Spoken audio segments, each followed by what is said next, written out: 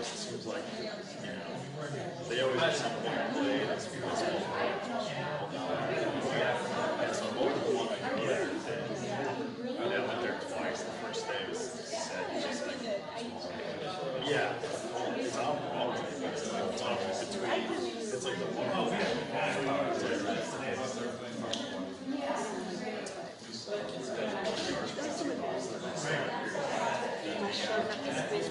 They turned it on and it wasn't.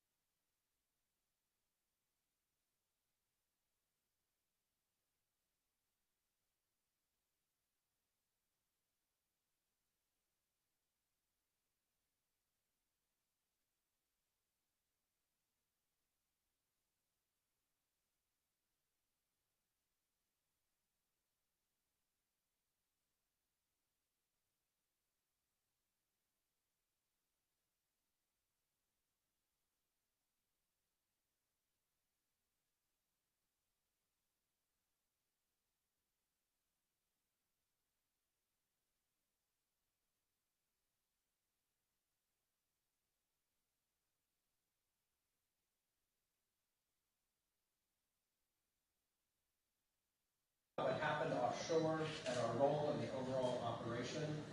However, we cannot talk about the specifics of our role during recovery or the specifics of any items recovered beyond what currently exists in the public record. Due to the sensitivity of the ongoing investigation, questions of that nature need to be directed to the U.S. Coast Guard, which is overseeing this investigation. And with that, I'm going to turn it over to Edward.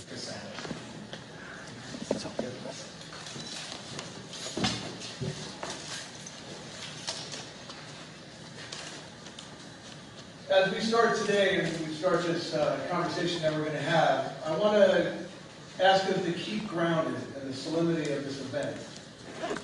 Throughout the entire evolution of this response, this same fundamental focus was at the core of how all of our teams did their jobs. During the urgency of the rescue at hand, we were always conscious of the crew of the Titan, their families and friends, and the safety of all the responders. We focused our efforts to arrive on the site of Titanic, prepared to rescue Titan. I have to acknowledge our team here. Many of them are heading home. Many of them are still traveling. And we have team members here. I just want to point out Jesse Doran, who's our ROV manager, director of operations, and other members of the team here. The first thing I'm going to do is give you a timeline of events, give you a sense of the sequence. So it started June 18th, Sunday, the loss of the communications and tracking to Titan. About 17:45, local noon time, Eastern Daylight Time, we were contacted by Ocean Gate. I landed at JFK Airport at around 11 o'clock and was in conversation with their director of operations immediately, assessed the situation, and we were asked to activate our deep water remotely operated vehicle system, Odysseus 6K. We immediately began assembling a team, sending some to St. John's immediately, and sending others here to East Aurora. On June 19th, which is Monday, PRS began packing and mobilizing the Odysseus 6K ROV. Throughout the day, PRS staff arrived on site, and by late afternoon, PRS was at Buffalo Niagara International Airport, mobilized for deployment, where 2 U.S. Air Force C-17s were waiting for us. With the equipment staged at the airport, PRS awaited arrival of yet another C-17 with additional equipment required to not only load our kit at Buffalo, but to offload it at St. John's, Newfoundland International Airport. Tuesday, June 20th, 0400, we began loading to the 3 C-17s at the airport. We soon departed, arriving at St. John's, Newfoundland in the early afternoon. All 3 aircraft sequenced, all 3 aircraft organized in a manner to require the most efficient mobilization to the ship Horizon Arctic, which was waiting for us. The offload was immediate and focused. Awaiting us was a ship and a team and a community ready to engage us, to get us onto the ship, and to get us underway. The last load, container, ship, the truck arrived at the pier side, 2300 on June 20th. The ship was underway the next day, June 21st, at 0530. From the last truck arriving to us leaving the pier was about 5.5 to 6 hours. 70,000 pounds of equipment. Ship underway, site of Titanic, and the loss of, or the missing submersible at this point, of course, was Titan. I just want to emphasize the whole response team that we were going to integrate into was underway. There were at least 10 ships and aircraft active already on site. Odysseus 6K, as the 6,000-meter mobile ROV system, became the primary asset focused on rescue. Underway to the site, we finished the integration and activation of the vehicle and rigged it for rescue. Plain and simple, we were focused on rescue. We arrived on site less than 24 hours later. 0430 local mean times, the Horizon Arctic, integrated into the ongoing and multinational rescue effort. At that point, within an hour, 0530, our system was launched from the back deck and began to descend to the seafloor. Shortly after arriving on the seafloor, we discovered the debris of the Titan Submersible. Of course, we continued to document the site, and by 12 o'clock, sadly, a rescue turned into a recovery. I have to apologize, we're still demobilizing. A lot of emotions, people are tired. During this period, upon arriving on site, we have to point out that the U.S. Coast Guard Incident Command reached out to the families of the Titan crew upon our discovery of the debris. A very important communication. We can then continue then, of course, to perform an operation from rescue to recovery. So from basically June 22nd till June 27th at 9:30, our teams, and I say our teams because it was the integrated team of the Horizon Arctic and the Pelagic team and many, many, many others. So we're conducting 24-hour ROV operations as directed by the on-site commander. We will, of course, use our heavy lift capability to recover all the objects of interest as directed by the incident response. Just to complete the timeline for you, on June 28th, 0730 local mean time, St. John's, Newfoundland, Horizon Arctic with the Pelagic Embark team arrived at the Canadian Coast Guard base, where wreckage was offloaded and our demobilization began. Today is June 30th, and it's 24 hours ago we were on site. We really have to take that into perspective. Before taking questions, a few more points. We're still reviewing the sequence of events that we were a part of. During the drive from New York, JFK to here, the incident command structure, of course, had been activated for a few days, and that integrated command structure that we were participating in was being facilitated by Vice Admiral William J. Galanis, who's the commander of Naval Sea Systems Command. So after Ocean Gate had activated us, we were immediately blended into the incident command structure. I ask us all here today to recognize the seriousness of the event and respect the depth and range of emotions, certainly and most importantly, the family and friends of the Titan and all those in the response.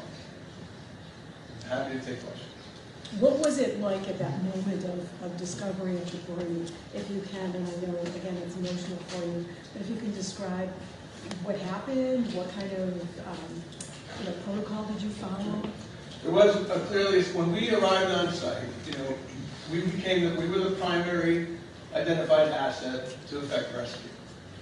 There was a fleet of ships. We came in next to a ship called Deep Energy, an industry ship. Their vehicle was at 2,700 meters. They were not capable of going deeper. But I want to point out that Deep Energy had two ROVs. Prior to our arrival on site, they had sent one ROV to seafloor beyond their depth capability. And it unfortunately mechanically had an issue. But that is just the scope of the effort.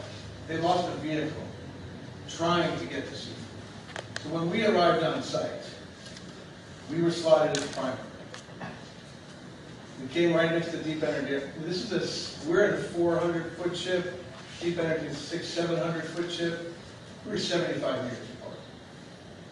Okay. They had a lifting line at 3,000 meters waiting to recover. Our focus, our plan was to integrate the lifting mechanism into the center core and the lifting capabilities of Odysseus 6K. So our plan of rescue was to immediately, upon finding Titan, latch onto her as quickly as possible and begin recovery.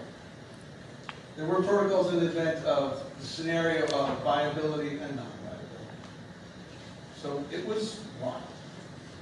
There were ships, we were moving assets under the integration and coordination with Incident Command and the team on Deep Energy.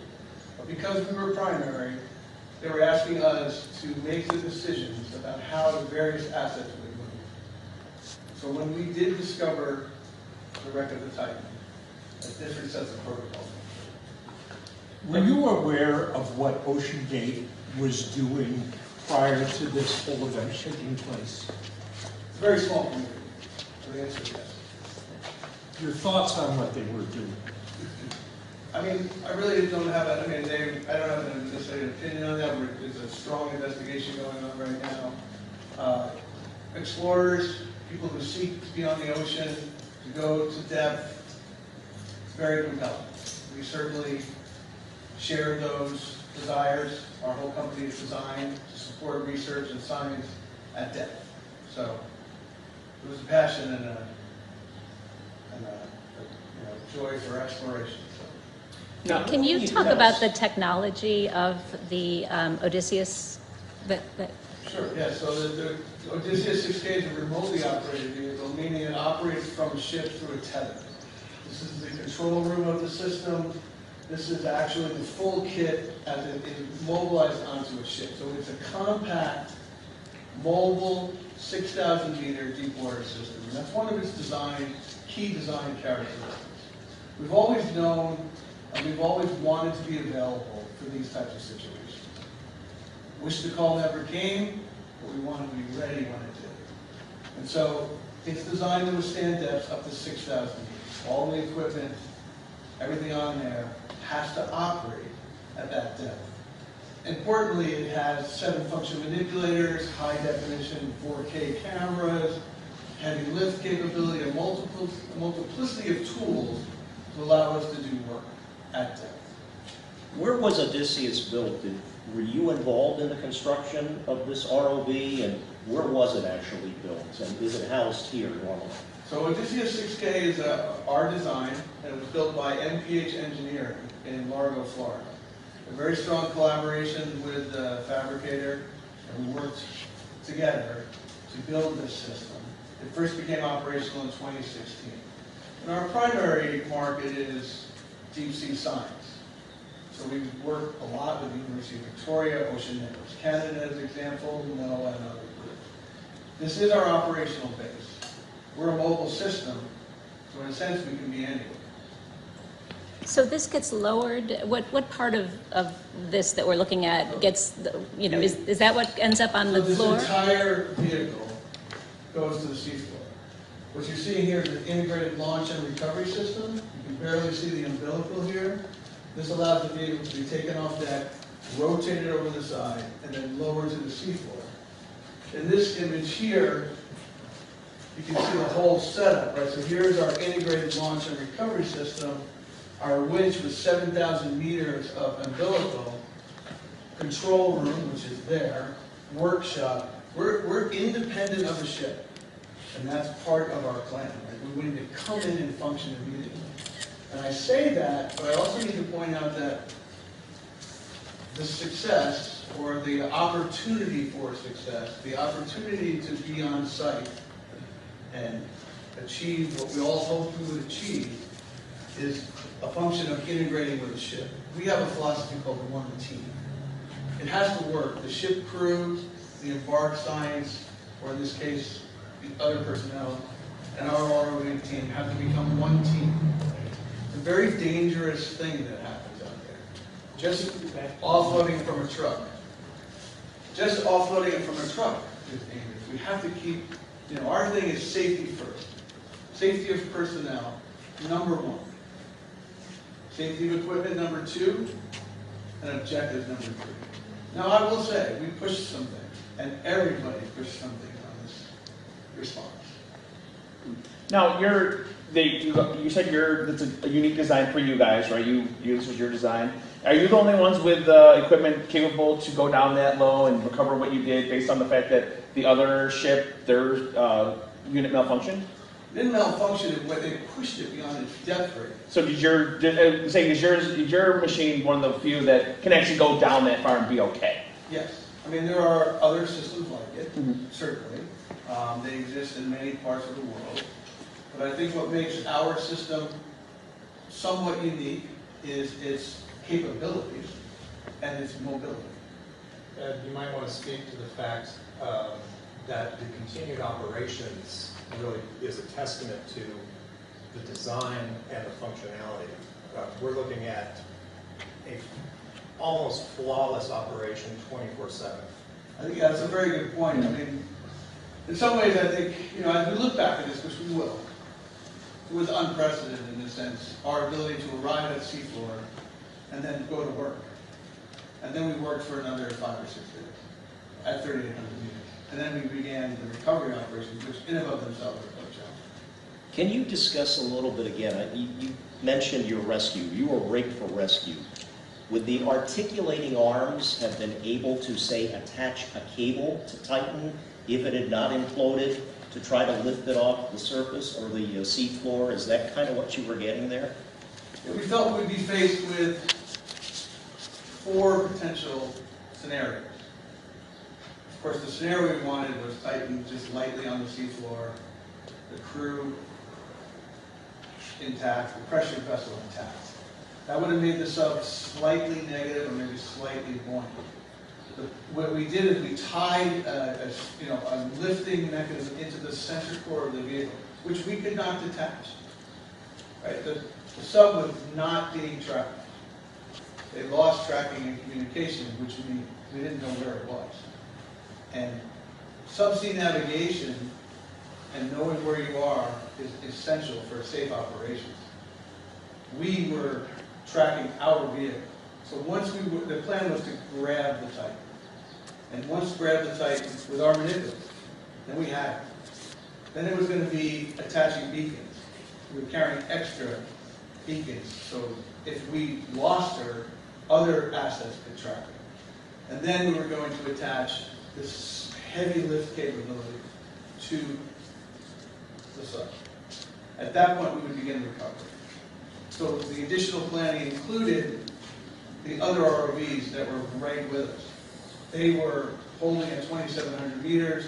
The Horizon Arctic itself had another ROV. We were prepared, that vehicle was prepared to launch. We were prepared to launch that second vehicle to, once we came through 3,000 meters, then these other vehicles could join us. And they would also grab them. Didn't want to lose them. And then at that point, we began the translation to the heavy lift line that Deep Energy had. And I can't say enough about the professionalism and the preparation of the entire response that allowed us to come in as primary and have that waiting. I mean, it's a little hard to explain. The visual, of course, is in all of our head, but that was a real opportunity. As you sat in this control room and with the monitors, the time ticked away. Obviously, there's a lot of talk, of course, about the oxygen running out. Can you kind of describe the mood in the room for you and the crew, and really the pressure that you were feeling as time kind of ticked away? I can answer that actually pretty simple. We were focused on the job at hand. That's what we did. That's what all of us did. We were laser focused on rescue. Of course, we had to describe several scenarios, but we were not set for anything else but recovering that submersible. And that's what everything was for. So it was laser focused. Job at hand, safety, get it done. And so the debris that did come up, that was your machine, the Odysseus, that brought that up? Yes. How many crew members were with you from your team? It's really hard to do. I mean, our team was 9, but we immediately integrated into a larger structure on Horizon Arctic. For example, their own ROV had 6 crew. They became part of our team, this concept of one team. The entire crew of the Arctic, the captain, Adam Myers, and I worked, seamlessly together. We had our supervisors, our dive supervisors. So, I was saying Jesse was running the entire deck ops for us, the whole ROV operation. But our team, we assembled an expert team that has worked with us for the years, and that was part of the opportunity for success, right? Is that you have to have, we talk a lot about equipment, but it's really ultimately about people. And we are really fortunate to have great people, and we're really fortunate to move into an environment where they were equally high-level professionals. Has rescue and recovery been part of your plan right from the beginning, or is this something new that you confronted? We always knew that we'd be called at some point, and so we prepared the system for that. We could have been out on a job and we wouldn't have been out there, right? There were other assets that mobilized as well. There was a French ship with their vehicle. They were very importantly there back, and they were, it was not a race, it's just everybody was going there. And we had been designated primary because the thought was we would be arriving on site first, which we did. How much did this cost? A lot. Billions, millions? Or are you not, we're not, Sure. okay. Is this, From failure comes advancement. What have you guys learned that will advance the undersea exploration? I think there's a lot to learn. I think we're very proud of the performance of our system. It performed. Our team performed. It actually achieved the mission at hand. We were very saddened we couldn't recover a viable site. But beyond that, the system performed. Down the road, there are certainly things that we'll think about, but we haven't had time to discuss. With the solemnity of the event here, knowing that, but also there's this, I got to tell you, there's a strong sense of pride in this community that you're here. Some people have said, you know, why weren't they over at the coast? I know you're in South Wellfleet, Massachusetts. You mentioned Santa Barbara. What was it about East Aurora that you decided to establish your base here? And we don't want you to leave, but is there any discussion, perhaps, to have you on a coastal, more of a coastal environment? We're a mobile system. We just got to St. John's, Newfoundland, in probably less than 30 hours. So we're designed for mobility. So in a sense, we can be anywhere. But I've talked about people and community, and I really want to say this, that, and I'm going to describe this community. This is one community of probably dozens of communities around the world that came together. And that's why we were successful in getting this system mobilized to the airport, to St. John's, onto the ship, onto site, onto the community. And so we are also happy to be here, and we have no intent to leave. What ties you to East Aurora exactly, though? I mean, well, what brings this at least this base of operations to the village? That guy over there. And if I always say $1,000 for every time somebody asks me that question, I might be retired. But I say this, right, we have, so Eric Peterson is here. Eric is an MPH engineering. He designed and built this vehicle with us, and is another example of the expertise that needs to come together to create something like this. But not only is the design solid, but the operational capability. When I called, and Eric is one of, half a dozen to a dozen individuals we called who just dropped everything. They came from Skagway, from Vancouver, British Columbia, from Austin, Texas, from Louisiana, from Newfoundland, from Nova Scotia, to assemble and to make this reality.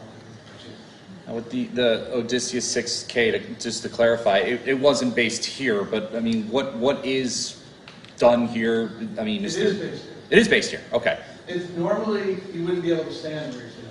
Okay. But we like it when it's not here because it means it's working. But we also like it when it is here. When will it be back here? It's arriving on Monday. So currently, it's on trucks, 3 trucks, and it's heading back here. We talked to Will Conan, who you may know at Hydrospace out in California, another undersea exploration expert. And he has said that in light of this tragedy, he would hope that other exploration firms like OceanGate would consider having your equipment either on site or standing by, God forbid it was needed. Do you think that would also be a future mission for you to work more so with these companies? As you said, they got them out. They called you immediately and said, get out here as soon as you can. But would you expect in the future you'll be doing more of that just in case, God forbid, we have another situation like this? I think certainly, we want to make ourselves available as the environment requires. So we would certainly consider, we work in the science world. We support the exploration community, so of course. Well, the Great Lake. efficiency of deployment, the efficiency of integrating with other crew teams. How does that happen? Deal with professionals. You have to have good leadership. You have to have trust and faith that the folks that are experts will execute on their job. And that happens over time. It happens with experience. It's work. You know, I can't imagine you would be able to train for this kind of stuff too often. It's so expensive. But I mean, how do you get that level of efficiency? It can't just be a bunch of professionals. They might have different ideas of how things go. The folks that are great at this come from a variety of communities. They can be auto mechanics that have a passion for the ocean and have a skill with their hands. They could be trained formally in pilots. They can have a passion for engineering. It's a combination of skills and personality that make for success. You have to have experience. I mean, there's no question that you have to gain experience because it's a very complex operation, fraught with danger, but high reward. Can I make a request? And you should also point out that there is a very experienced and structured chain of command. It's not a group of people just racing together and calling their own shots. Yeah, I mean, a ship environment at sea, operations they're structured. There's hierarchy. There's a level of communication and action, and it's because of, and that's true whenever you're operating in a dangerous environment. It's especially true when you're at sea. I mean, the captain is in fact ultimately in command, and so working very closely with Adam Myers, we had to form an immediate bond and level of trust with each other, and that was incredible. Just with you guys being based so close to the Great Lakes, is that kind of a nice? I know they're not as deep as maybe the ocean, but are those nice little testing grounds for you to go out and kind of test some equipment and other things with the Great Lakes available? We love to go to the Great Lakes. Haven't been there yet. There's some great things to look at. We have a test tank that's outside there, so we actually test our vehicle just in that tank out there. And that allows us to run it and be prepared. In a sense, that's what we did. Vehicles in a ready state. So we need an invite. Moving 70,000 pounds of equipment is not inexpensive. Mr. Cassetto, I know you're the captain, they're probably going to hide, but the gentleman who designed it, I think that is you, sir, I don't know. Is there anything you'd be willing to say just watching this machine actually doing what it did? Not to gloat, but to know that what you built really was an integral part of this process. Is there anything you'd care to say? I'm just glad that... Would you be able to say it up there, sir? Yeah, probably good. Yeah. Okay. I know, we're a pain. Okay. And I just want to, let's say, Eric, please do that, but I'd like to keep it with here because these guys have been through a lot. We understand. Just what was going, when you saw Odysseus working, I mean, this was the machine that you kind of brought to life, if you will. What was going through your mind seeing how it was performing? I don't know, I think that moment wasn't so much about, something that I had done. It was kind of just the whole, it was a much bigger picture at that moment. It was a much bigger picture.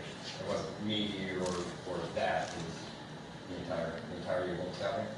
Right, but I guess what I was just getting at, that it was working the way you hoped it. You knew it would, but you also hoped it would. Yeah. At that depth, just to see it working, I guess. I mean, everything was in is, confidence that of course it's going to work, but still back to your head, it's like, if it ever wasn't going to, please don't be right now. But it worked great. I think the thing to say is that there's a collective team that's involved in going to operations.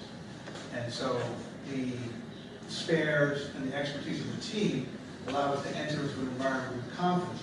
But things break, and it's not a design issue, it's just you're putting hydraulics, fiber optics, electrical, and you're throwing it over the side of a saltwater environment and driving it down 4,000 meters. So things do go wrong. You have to fix it, and that requires the proper equipment, the proper sparing, and the proper team. Sarah, what was your first and last name? Eric Peterson. Eric, real quick, can you discuss your ties to the community? Did you grow up here? Did you? I'm from Clearwater, Florida. Okay. Yeah, so I got called Sunday night and I was on the plane Monday. I'm sorry, Eric, could you give us your last name and spelling? Peterson, Peterson. Okay, and again, the company you're with? MPH Engineering.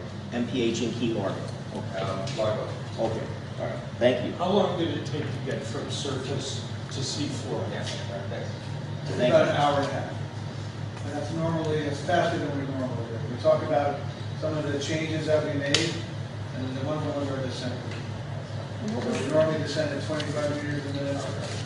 Team had it descending at 35 meters. How did the company end up in East Aurora? Do you live in East Aurora? Jesse Durham lives in East Aurora, and we talk about people and the importance of people, the importance of keeping the equipment in a ready state. So it made total sense for us to be here and for it to be maintained and then operated. So this is our operational base. And if I can just touch on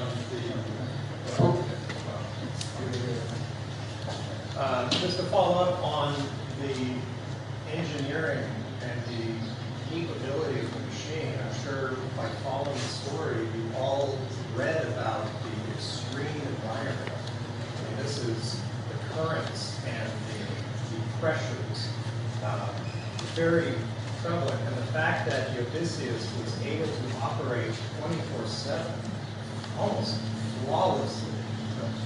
If you're in the deep ocean community, that's remarkable.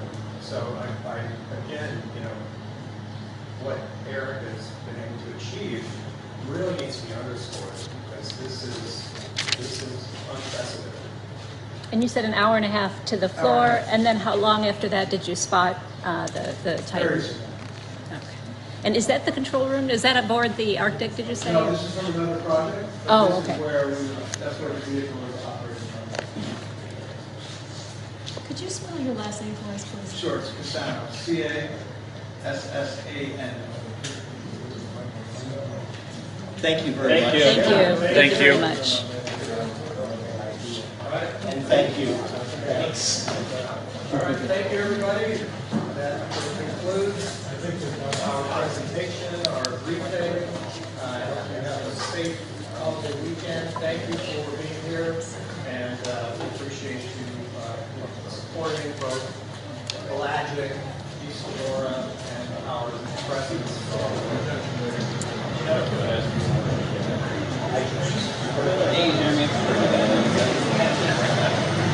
Stuff on the left, 236, we're all set. Thank you.